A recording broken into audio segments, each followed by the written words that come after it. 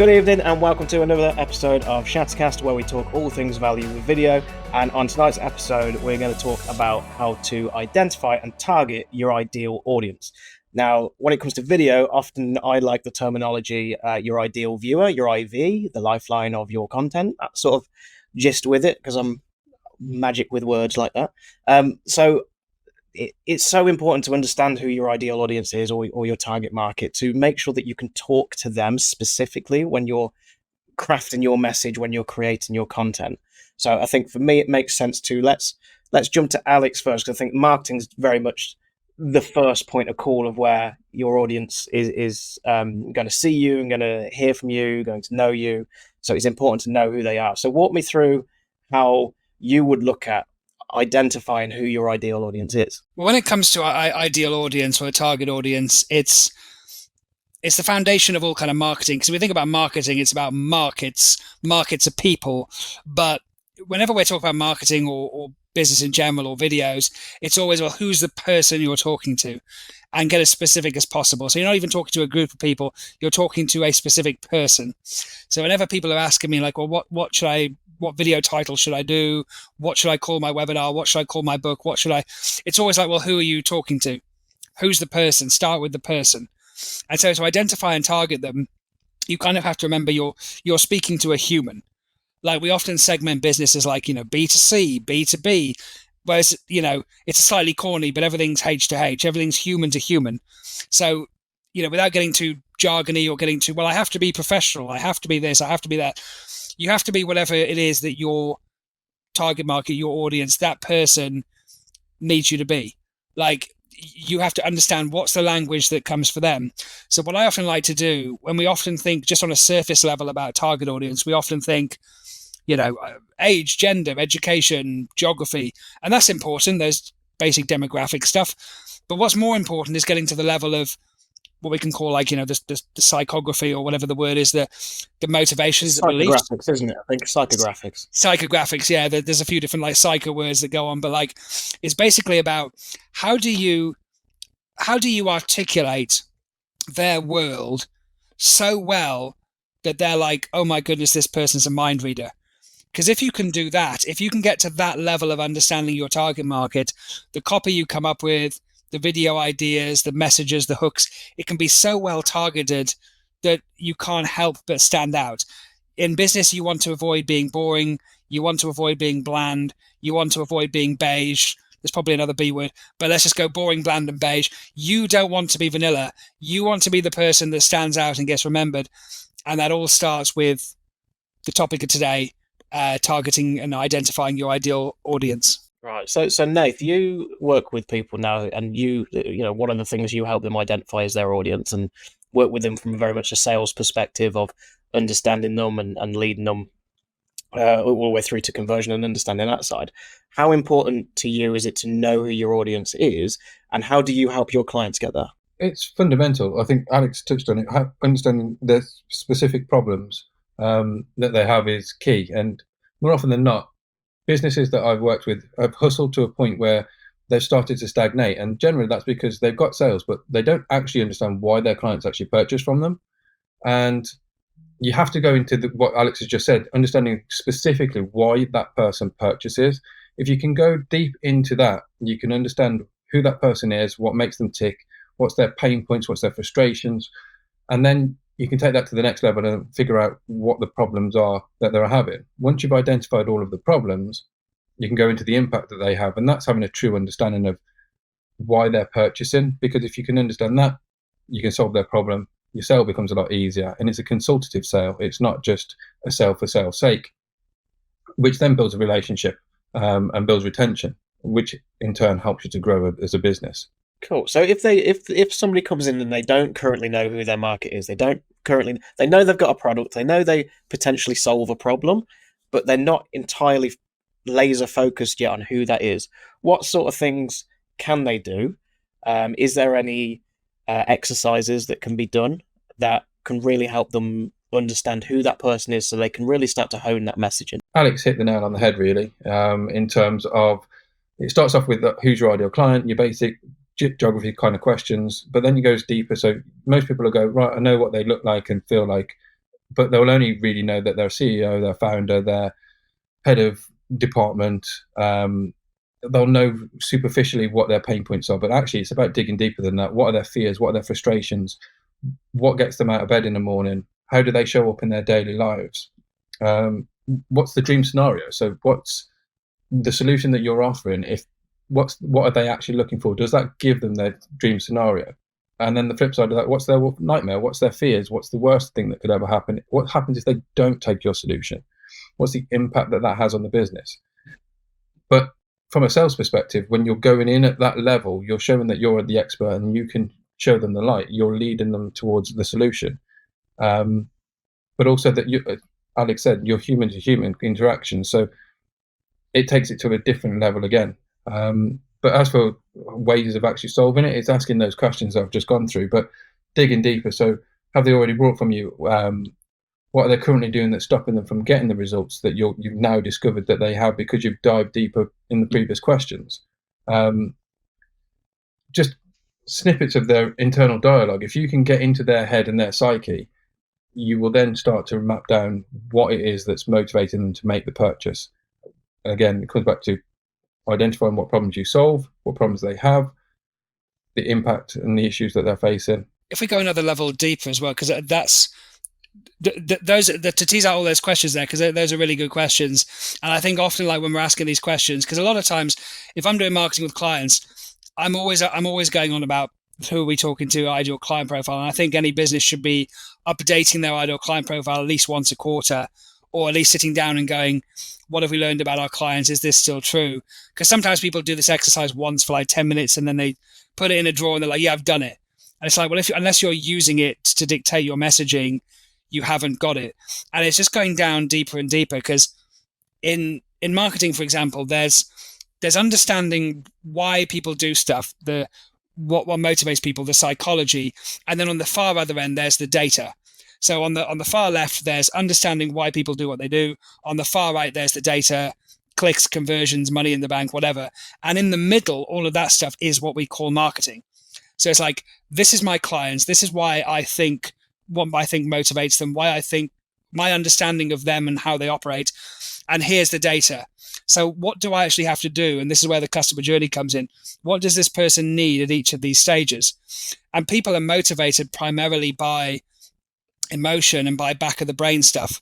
So normally when you ask somebody a question of like, what are your clients' biggest worries, fears, frustrations?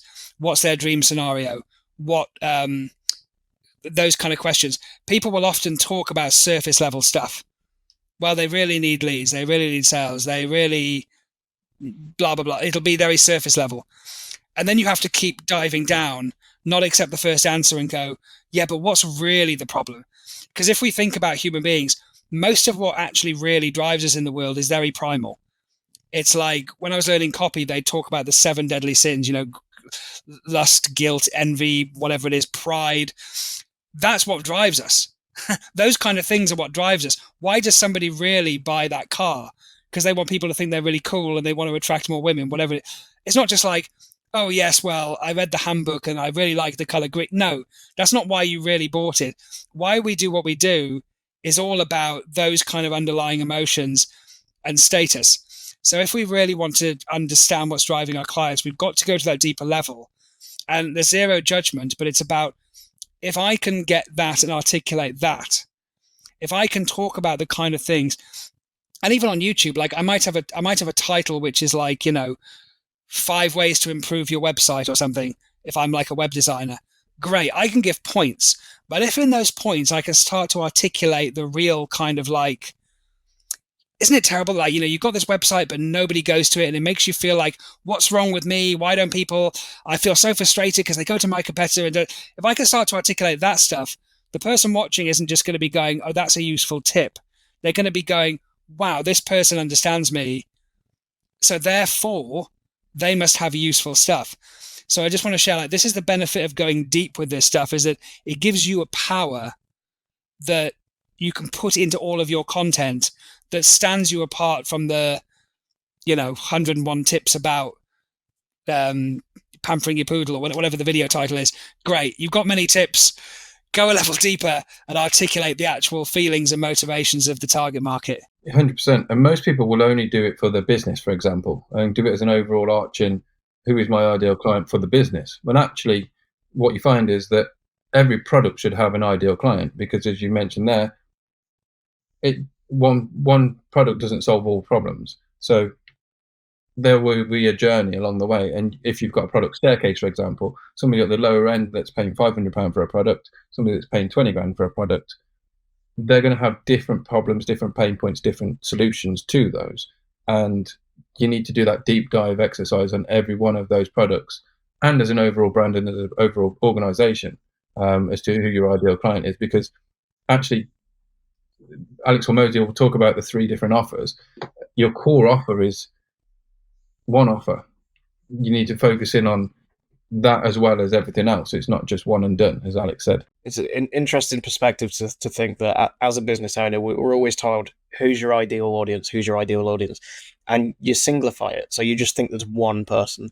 But I think that's refreshing to go, you have probably got, or more than likely got, a different target audience for each product, and then maybe an overarching one for the business as well.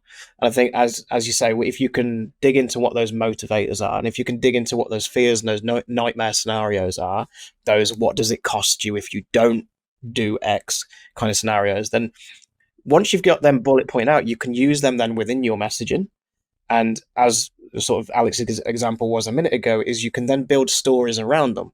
Once you build the stories around them, then you become that storyteller who is connecting with people. And that's when you'll get the people come forward and they'll say things like, I felt like that video was talking to me. I felt like that piece of content was talking to me. We've had it a few times where people have done it after we've basically gone through that process and we've worked out who's our ideal audience, who's the person we want to speak to, what are their problems, what's the cost of, what's the cost not. We've jumped on a discovery call and they have said, and it won't be every piece of content, it won't be every single video that lands, but there will be one that hits the right person at the right time and they'll go, that's talking to me. That's talking to me right now, where I am, what I'm feeling, and what I need. And that's usually the thing that gets them off the fence and go, I need to talk to these guys. And I think something I do want to add on very, very quickly is to not kid yourself to think that finding out who your ideal audience is a quick 10-minute job. Like we said, it's not just a case of, oh yeah, it's Jeff who's 46 in a mid-management job and he lives in the south of England. It's not as easy as that. It can take days, it can take weeks, it could take months. I mean, it took us months, I'd say, really to sort of hone down who Shatter Media's ideal client is and what our style of messaging was. And we separate it out into different categories of messaging as well, I suppose, similar to the product. So you can split it off into different ways. In fact, it'd probably be a good thing for us to actually revisit, because it was now a good few months ago. Like you say, if you think it's a good idea to revisit it once a quarter or so, maybe it's something that we look at doing. Yeah, I mean, I create the next step once you've identified who your ideal client is. I create a document that is basically a power document that enables you to basically just list out all of the problems that you solve. It starts off with, and bear in mind that this is very client-centric. It's very client-focused. It's not about you. It's not about what you do or how you do it. It is very much around, this is who I am. This is who my ideal client is. So you can speak to, I don't know, Luna Sales, for example. The ideal client is somebody that is a business to business. It doesn't really matter what size of business that is, as long as they have a problem that they solve. They have a clear, defined product that solves a problem, and they have leads that isn't converting, because the idea behind that is that you can increase your conversion if you've got leads. But that's very simple statement. So I'm Nathan. I found Luna Sales Consultancy, and we help XYZ clients. That's who we target. And then you go into the problems that you solve, and you can list 30, 40, 50 different problems. And when you're outreaching, you can pick 3 of those problems and you can write that in a message or an email or a LinkedIn post and say, these are 3 things that we solve. And then the next post is exactly the same thing, but with 3 other things that you solve, or issues that you know that clients have, or impacts that they have. And then the next thing you go on beyond that is, okay, so what makes you unique? What's your unique selling point? I mean, Alex will have some great points on what unique selling points are and around that and the impact that has, because you don't want to be vanilla, as Alex was just saying. But with it, having it in one document means that everybody in the team is working from the same page. We all know who our ideal client is. We all know what problems and things we need to poke holes in to create a gap big enough for somebody to actually want to walk through it and take the next step with you. And that for me is the power of doing this, because if you can hone in on your ideal client, your messaging becomes succinct, your sales process becomes succinct, because everybody's singing from the same hymn sheet. You know who your ideal client is, you know what problems you solve, and then go and sell it. If we go down into that, because as you said, like when you've got the ideal client profile, the very next thing you go into is the uniqueness and positioning and why would they choose you, and they're kind of interlinked, because like, and as you said, Nathan, like if it's a document that everybody knows, because I walk into businesses sometimes and I speak to different people and I'm like, who do you serve? Who is your ideal client profile? Who do you what do you actually sell? And you'll get different answers from everybody. And you're like, okay, so the person on the phone who's talking to the people first doesn't know who their ideal client is. The two different salespeople have different ideas of who they're going after. Nobody's united. And this is very common. And it's like, well, how do you all come together? Plus, also, I've been in companies where, like the cleaning lady, she cleans the other office across the street. Oh, you work with those kind of tech companies. I know the head of, and so the people that you wouldn't always expect to be able to connect you with your clients can, as long as they know who they are. And a good exercise to do when you're doing this, and I do it at least once a month, is look at your ideal client profile, just see if you've learned anything, but then ask yourself and your team the question, 0 to 100, how strongly do we feel that we are the absolute best choice for these ideal prospects in what we do? 0 to 100, how confident are we that we are the absolute best choice for these people? And if it's not 100, which obviously like probably a lot of the time it isn't, great. What can we do? How do we engineer our offer and positioning to make ourselves the best choice? Like what do people what do our target audience hate about working with people like us, people in our industry?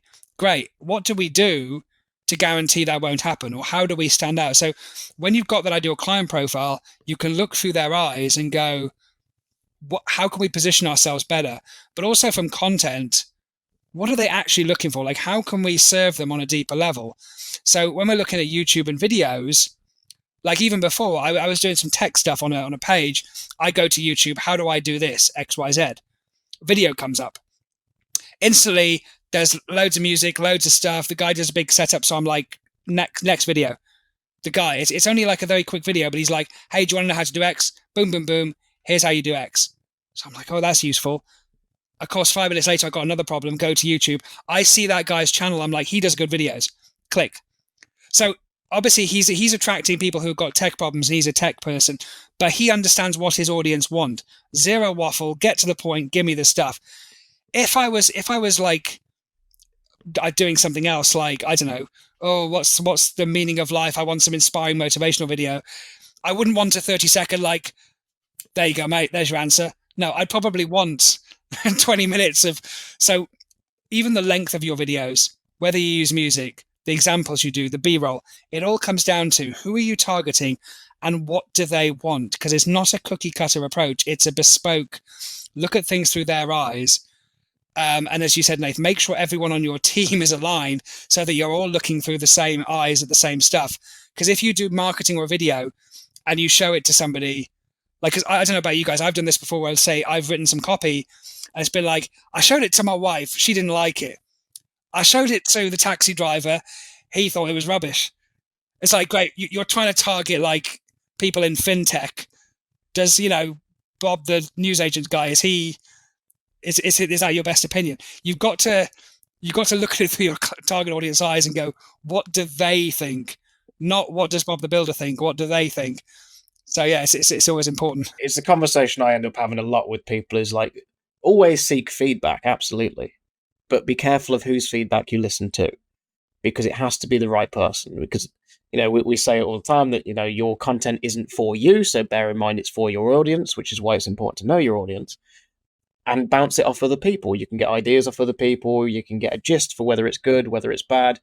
But generally, if you're going to seek the feedback from the right people, as close to, if not in the target audience that you're after, to make sure that you can get the appropriate feedback that you need. I've seen it quite a lot, and I've had it quite a lot. It's definitely a too many cooks in the kitchen kind of thing, where especially when it comes to some corporates, and it has to go through multiple levels of management who maybe weren't even involved in the event or whatever, and they've gone, oh, I don't really like that bit, or can we tweak this bit?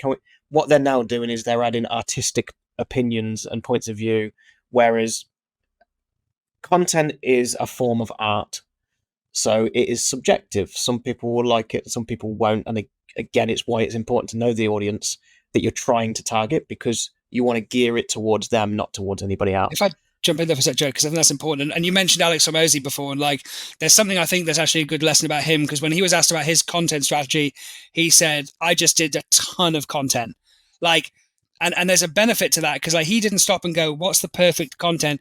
He just was like, I'm going to just put tons and tons of videos out there about everything under the sun, some of them professionally edited, some of them done on my phone on the fly. And he just did that for ages. And what that does, it gets you feedback from the right people. Because if you start to build up an audience of people and you can see the patterns, so if he's releasing at least a video a day, I mean, I wouldn't always recommend that, but if he's releasing that level of content, and remember, this is even before he had a proper team, he's going to be able to very quickly get a lot of feedback. This is what my audience want. They don't like this stuff. They like this stuff. And you're going to learn about your audience more than your competitors. I can say this myself. When I used to challenge myself to post at least twice a day on Facebook, quite a few years ago now, I did that for like 6 months straight. And at the end of that, I'd learned so much about what content works for my audience, what doesn't, what they want, how to pitch stuff. And it was different from what I thought it was. And you can't learn that stuff unless you're actually doing it. So there's a big thing to like definitely do an ideal client profile, do all of that work, but then expect the unexpected. Expect that like 3 months down the line, if you've committed to your content, you're going to learn stuff and you're naturally going to start to change your strategy depending on what people want. And it's not like a learnable formula. It's not like, oh, I've discovered the ABC formula of amazing content. No, it's going to be stuff that's probably unique to you. Like Alex Hormozi, for example, if you look at his image, he's like, what has he got? That thing on his nose, his hair's all wild. He's in a muscle vest. He doesn't look like an entrepreneur. He wouldn't have sat down and gone, okay, branding team, let's come up with stuff. No. He would have just come up with that because like, oh, the video where I showed up with my hair all wild, people clicked on it because they're like, who's that guy? That's the stuff you learn by doing content. Nuances, isn't it? And all of this stuff, it's always better to do it as part of a team. So if you've got a team, use the team to come up with and go through these processes. Your sales team are on the front line. The marketers on the front line, they know what's resonating, what's not, because they've got the data. The sales team's having conversations with your ideal clients, or your clients as they currently stand. They will be able to answer and articulate. So again, make sure you're deep diving with it, but use the people around you. If you're a solopreneur and you're on your own, then go to somebody that is credible, like Joe was saying. Don't go to the taxi driver or the cleaner or somebody that your aunt, uncle, wife, husband.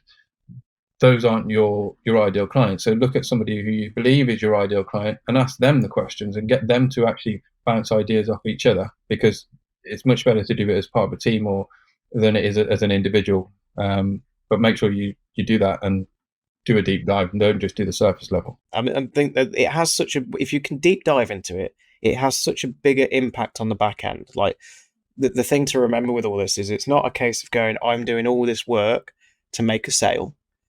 You don't make a sale and then that person disappears. If you understand them on that deeper level, then you build a deeper relationship with them. If you build a deeper relationship with them, they are a customer for life and they will keep coming back, which is so much more powerful than just seeking, going month to month. Where's the next sale? Where's the next sale? Where's the next sale? And having some form of strategy is definitely helpful. And like you say, being flexible to that strategy changing based on what you learn. I mean, that's what I love about our strategy, which I may plug at the end of this just for a bit of fun. But the whole point of that is it's a long-term evergreen thing that is built to be adaptable, because it's built to listen to your audience. It's test, refine, go back, listen to your audience. What do they like? What don't they like? Do less of this, do more of this. And that's the only way. There is no silver bullet. We say it every week. There's no silver bullet to everything that happens. You need to adapt and learn. Yeah, I've been there with companies that you send an email out using exactly the same process, but because the audience is different, they don't reply to emails. They don't pick up on the emails. They're not resonating as well as picking up the phone and having a conversation.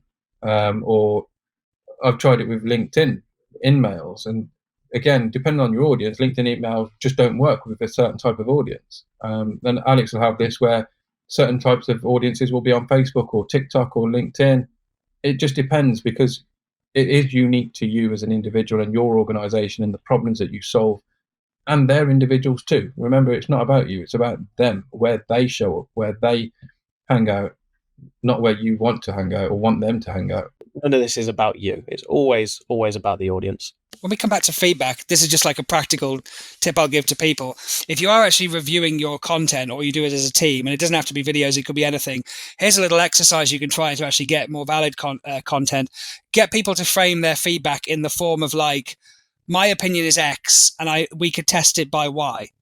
Because if it's like, well, I wonder if, I wonder if this, maybe we could test it with Y. Because if you get everybody to give their opinion in that feedback and you put it on a board, what you end up with is not opinions, but tests. I'm wondering if maybe the music isn't attracting our ideal audience. Maybe we could test a different track. Okay, test a different track. So instead of people just being like, yeah, I like it, it's like you actually get more better feedback, in which case, great. If we end a meeting, and it could just be a 10-minute meeting, and we end up with just like, 5 tests we can do, that's useful data. Whereas, so when we're in a feedback session, instead of just going like, okay, great, what does everybody think? We can frame it more in terms of like, okay, guys, I wonder if my opinion is made X. I wonder if we could test it with Y. And it just trains people to give feedback in a way that's actually kind of useful, because obviously marketing is all just testing. So it's like, great, start with that. Come up with stuff we can test. And even having, not even a big thing, but little focus groups. Like you could invite a couple of your ideal customers or ideal clients round for tea and biscuits in your office, or meet them in the pub or something, show them some things, run some ideas, and do a little focus group. I don't know. What do you guys think? What would you really like to know about? Was this actually useful? And like, hey guys, for opinion free zone. In fact, I'm going to encourage you guys to actually challenge me and push back. And I want you to push back. I want you to break this. So give people the emotional safety to do that.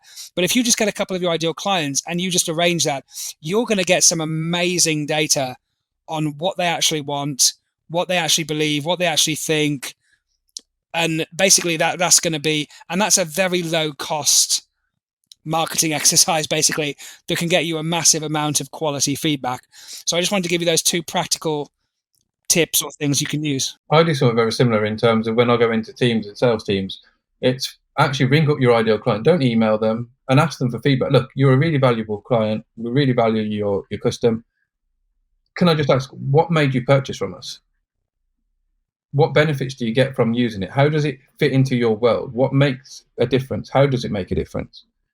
And it might just be something as simple as, oh, your customer service is great, but ask ask deeper questions, because when you ask the deeper questions, you get the deeper answers and you actually get to the real causes. But at the same basis, when you do that from a sales point of view, you're showing that you care, and you can ask for a referral on the end of it. Look, who else would you think would actually benefit from having this? If you're saying all these great things about us, one, it does great wonders for a sales rep's kind of positioning, because they're going, actually, this person loves what we do, and what I'm selling is great, what I'm doing is great.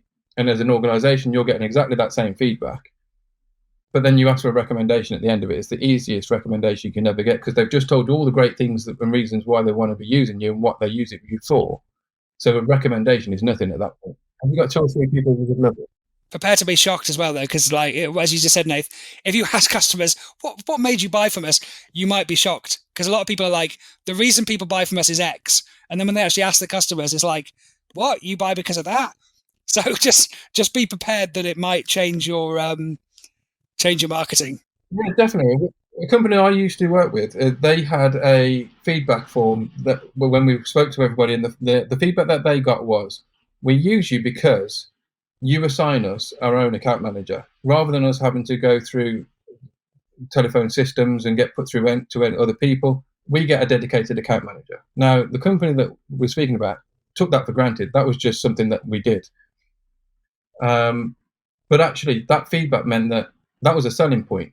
You actually get your own unique account manager that works with you, that is available on a direct number, and then more people sign up, because that's the reason people were signing up.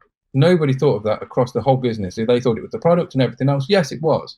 But the biggest reason was because they didn't have to wait in a queue and go around an IVR system, and they had a direct number to somebody when they had a problem. So you'll notice with this episode, it's not entirely been around content or video content in general. It's been a lot into general business, sales, etc. as well. The reason I thought it was important to do that too was that there is a lot of synergy. I hate that word. There's a lot of synergy. That's such a cliche word. There's a lot of synergy 3 times between how generally we run our businesses day to day and seek feedback and look to improve our products and grow our businesses. And then at the same time, the same way we'd look to create content. It's the same sort of questions you're going to be asking. It's the same sort of things you're going to be thinking about. It's the same answers you're going to be seeking. So actually, it's not a whole entirely new job necessarily to look to create content or to document or whatever you're looking to do. You can do it by continuing to do the things you're doing in the day to day anyway, just thinking about it or noting it down a little differently to how you currently do. One of the big game changers for me, and I'll wrap this up quickly because I'm aware of time. One of the big game changers for me, once we eventually found out who our target audience was, and we really started to refine that, was to create these categories of going, okay, now we know who they are, we know what their problems are, but we now need to know where they have the different problems that they've got. Because if you're not attacking the right problem at the right time, you're still not going to attract that person. So, for example, go back to our earlier messaging. I was talking about camera confidence and how you can be better on camera and how you can create better content. That was a fear of people. That was a problem people were having, but not at the point where I needed them to be interested and attracted to me. They were already past the point by there because they're already creating. I need to get the people who are earlier than that going, actually, I need to grow. I'm not quite sure how. Haven't really thought about it. So we changed the messaging. And we came up with visibility, authority, and conversion. So now I have 3 categories. So that anytime I create content or I look to put a post out or put some copy out, the first thing we go through is, does it fit into one of those 3 categories? Okay, if it does, then we know who it's targeting at what point and what their pains are. So we know if it talks to that person comes through, we already know what their pains are. We already know what they're going to want to be talking about. And we already want to know the answers that we're looking to provide. And that's kind of a little bit of what we go through during our content funnel strategy, which is the free download, which will be in the description below. It's our free online training that you can go on and have a look at, which takes you through the strategy that we do and we do with our clients and partners to ensure that they can really maximize their content in an organic way, in an evergreen way, which is ad-free. Doesn't mean you can't use ads. You can use ads. That can really help it to do a bit of a pincer approach on stuff, but you can really maximize the way you do your content. So with that being said, we've overrun again, chaps, but I will thank you both. Thank you, Nathan. Thank you, Alex, for joining me again on another Shattercast. But for now, that's us done. I'm shattered, and I'll see you next week.